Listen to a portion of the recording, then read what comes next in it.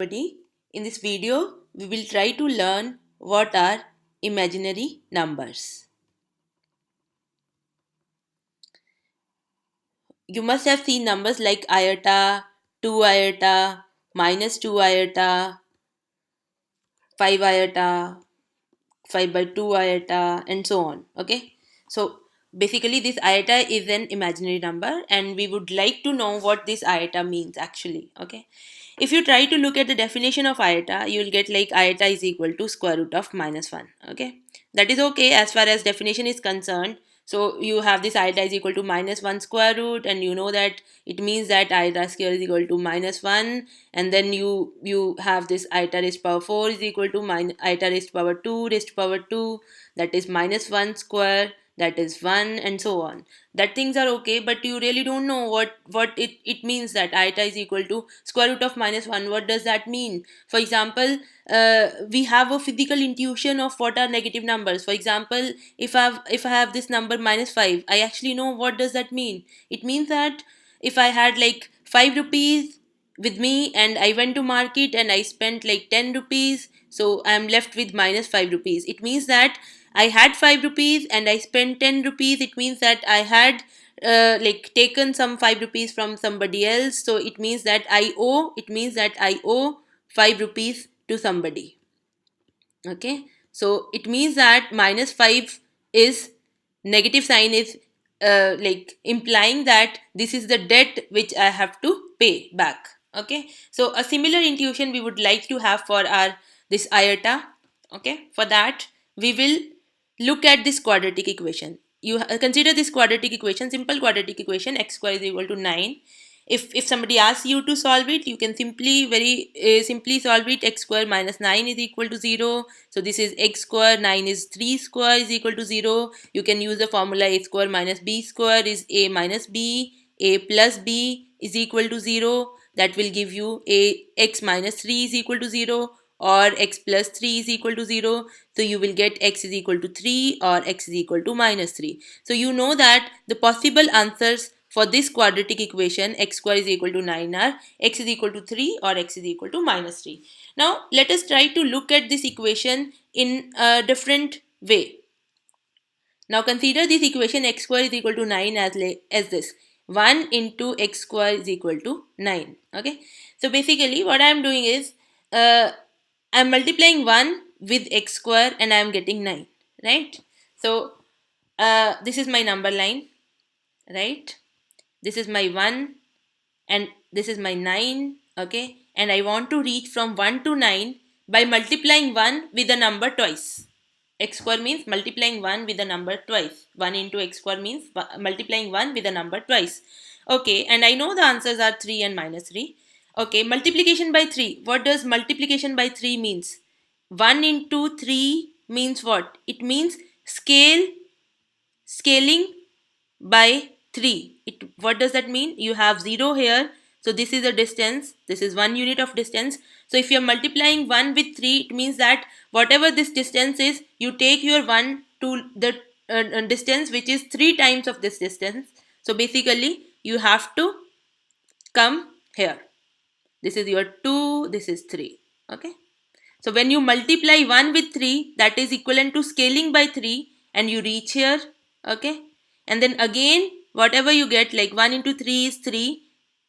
So I want 1 into 3 square, that is 1 into 3 into 3, that is 3 into 3. So I have a number 3 and I have to multiply it with 3. It means that scaling by 3. So whatever this distance is, you take your 3 to a distance which is equal to 3 times of this distance. So it is 6, then 9. So you reach at 9. Okay. So it means that you can reach from,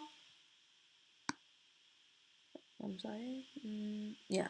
It means that you have this 1 and then you can reach from 1 to 9 as scaling by 3. So whatever you will get, that is 3, and again you have a scaling by 3 and you reach at 9. Okay, this is one way. So this is x is equal to 3 is the answer of this quadratic equation. X square is equal to 9. It means that you have to reach from 1 to 9. Okay, in two steps, which are equal steps actually. So this is your first transformation, this is your first transformation, okay, and this is your second transformation, which are actually same because we are multiplying with x square and we are treating x as a transformation. So these are your two transformations, and this is the meaning of the solution x square is equal to 9 has a solution x is equal to 3. It means that you are taking 1 to 9 in two steps, okay. So these two steps are scaling by 3. Now let us look at the meaning of the solution x square is equal to 9 has a solution x is equal to minus 3. What does that mean? Multiplication with minus 3 means scaling by 3 and then flip it. What does that mean? It means that, okay, you have this number, this is your 0, you have 1 here, so you want to multiply it with minus 3. It means that you first scale it. When you scale it, you will reach here, okay, this is your 3. After scaling, you will reach here, then flip it means if you keep a mirror at the origin, what is the image of this? That will be minus 1 here, minus 2 here, minus 3 here, so you will reach here, okay. So multiplication with minus 3 means scale and flip, okay. So when you multiply 1 with minus 3, you will reach here minus 3, okay.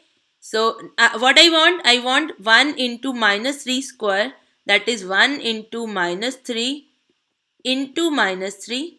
So this is, we have seen, minus 3, okay, times minus 3. Now you have minus 3 here and I want to multiply it with minus 3. It means that first scale it by 3, that will be from 3, this is the distance 3, okay. I have to come 3 more and then 3 more, so this is 6 and this is 9 here, okay. From minus 3 I'll reach minus 6, and then I'm sorry, from minus 3 scaling by 3 means minus 9, you will reach here, and then you have to flip means take the mirror image. So mirror image of minus 9 will be 9, so again you will reach at 9, okay. So in this case, when the solution is minus 3, what you are doing is you have this number 1 here, okay, you are scaling by 3 and flipping, you reach at minus 3, and then scaling by 3 and flip, you reach at 9. So this is the transformation in this case. So basically what we are doing here, we have this 1 and we are applying two transformations on it and we are getting 9, okay. This is a simple thing, right?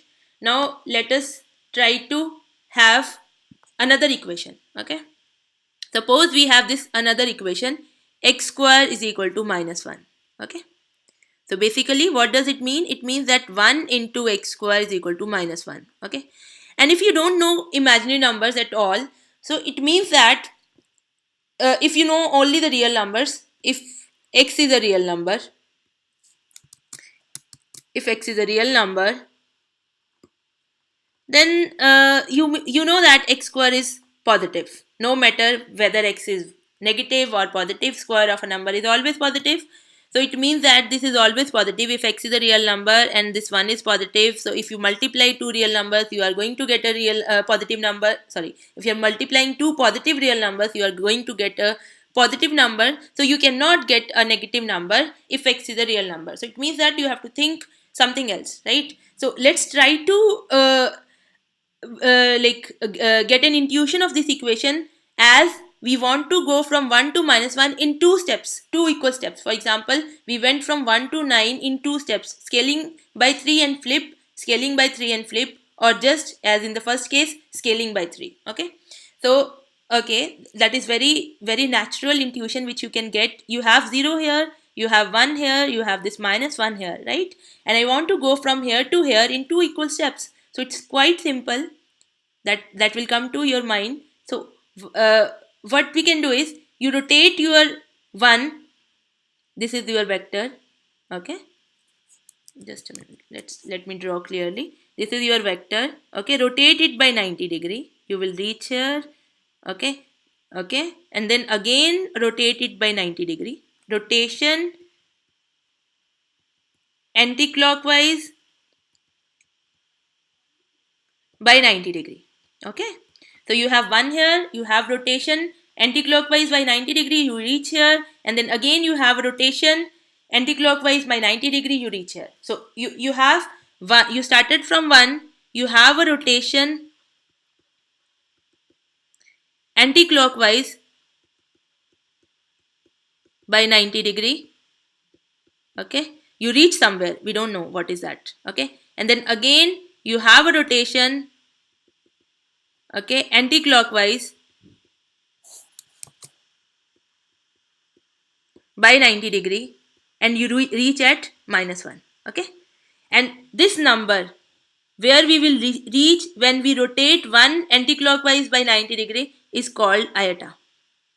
Okay, this number is iota. This number we call it iota. So basically iota is a number which is obtained by rotating 1 by 90 degree. So basically iota is a number which is obtained by rotating 1 anti-clockwise by 90 degrees. Okay, is that in clear? This is what we call iota. Now if you have, for example, you if I am calling this iota, so basically what I am saying is, I am saying that if I multiply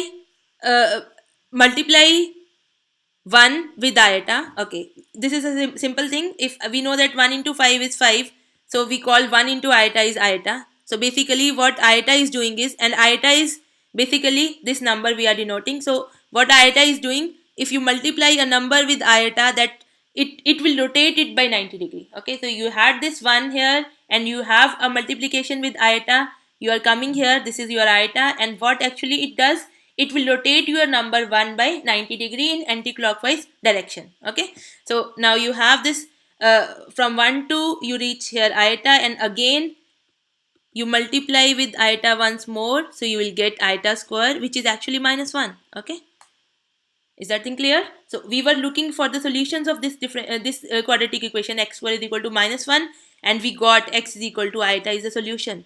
Okay, so you have this iota square is equal to -1. What is other solution possible? So this is how we can have an intuition of iota. Iota is actually a number which is obtained by rotating 1 by 90 degrees. It is actually not a real number, for that is for sure, but now you have that intuition that iota is, what is iota? Iota is basically when you multiply a number with iota, you have a rotation by 90 degree, right, anti-clockwise. And what is another possibility of reaching from 1 to -1? So you have this one here and you want to reach -1. We went like this, now we can go like this, clockwise. From 1 to here, this is rotation by 90 degrees anti-clockwise, and then again rotation by 90 degrees clockwise. Okay, we call this as minus iota, right? So basically what we can do, we can start from 1, you can have a rotation by 90 degrees clockwise, and I am calling that minus iota, so I'll reach at minus iota, and then again whatever you get, 1 into minus iota, that will be, this is minus iota times minus iota, that will be minus will be plus iota square, and we know that iota square is equal to -1. So basically we get minus iota square is equal to -1. So we have x square is equal to -1. This equation has two possible solutions, x is equal to iota and x is equal to minus iota, right? And because generally the solution for this equation is x is equal to plus minus square root of -1, right? So we say that iota is actually square root of -1. Okay, but that is not anything intuitive, right? This is what it actually means. Okay, so because x square is equal to -1, the solutions are of the form x is equal to plus minus square root of -1, and actually the solutions we are getting is x is equal to iota and x is equal to minus iota. So that's why we define iota as square root of minus 1. Okay, now let's look at the powers of iota, right? So iota raised to power 0, this is as usual, this will be 1. Something raised to power 0 is always 1. Then iota raised to power 1 is iota. Okay, this is your 1. Iota raised to power 1 means here. Okay, then iota square is your, iota means 1 rotation by 90 degrees anti-clockwise. Then iota square means 2 rotations by 90 degree. 1 rotation, 2 rotation anti-clockwise, you reach at minus 1. So this is minus 1. Iota cube is 3 rotations anti-clockwise by 90 degrees. 1 rotation, 2 rotation, 3 rotation, you reach here at minus iota. And otherwise also you can see this is equal to iota square into iota. Iota square is minus 1, so that is minus iota. Okay, then iota raised to power 4 is iota 4 rotations by 90 degrees. So this is first rotation, second rotation, third rotation and fourth rotation. So you reach at 1, you can see that clearly. So this is 1. And otherwise also, if you want to use the exponent results, properties of exponent, this is iota square raised to power 2, that is minus 1 raised to power 2, that is 1. Okay, then iota raised to power 5, iota raised to power 5 is 5 rotations anti-clockwise by 90 degrees. So this is your first rotation, second rotation, third rotation, fourth rotation, and then the fifth rotation. So you reach at iota. So this is your iota, or you can write it like iota raised to power 4 plus 1. That will be iota raised to power 4 into iota raised to power 1. So that will be iota raised to power 4 is 1 into iota. So that is iota. Okay. In general, for example, if I want to compute iota raised to power 17, what you have to do, you know that iota raised to power 4 is 1. So it's always good to divide this exponent by 4. So 17 is equal to 4 into 4 plus 1. So I'll write it like iota raised to power 4 into 4 plus 1. That will be properties of exponent, iota raised to power 4 into 4 into iota raised to power 1. So this is your iota raised to power 4 raised to power 4 into iota raised to power 1. So this is 1 raised to power 4 into iota raised to power 1. That is 1 times iota. That is your iota. Okay, right? Okay, so now what we have corresponding to each real number. For example, you have this real number axis. You have 1 here, 2 here, 3 here, 4 here, 5 here, and so on. You have minus 1 here, minus 2 here, minus 3 here, minus 4 here, minus 5 here, and so on. Right? What I can do is, I can rotate 1 by 90 degrees anti-clockwise. I'll get iota. I can rotate 2 by 90 degrees anti-clockwise. I'll get 2 iota.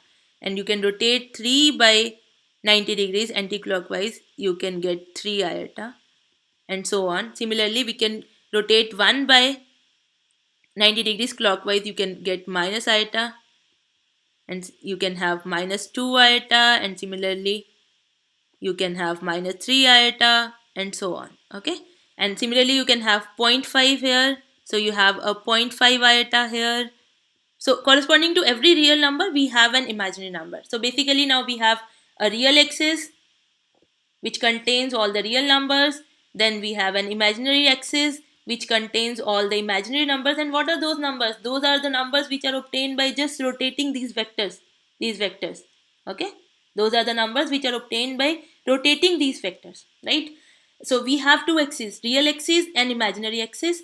And then we have a concept of complex numbers. Complex number will be something here which have for example, if I consider the numbers like 2 as a vector this and 2 iota as a vector this, then I can have some number in between. Okay, for example, here this is a number which has a component along x-axis as well as along y-axis, so that along real axis as well as imaginary axis. So this is a number of the form which has a real part as well as imaginary part. Okay, so this number has a projection on x-axis, that is on real axis will be like something a real number, and then it has a projection on y-axis, that is imaginary axis, so it has a imaginary component as well. So these are the complex numbers. So we can study them in detail, but the idea of this video was to understand what iota was, and I hope you understand it. Thank you.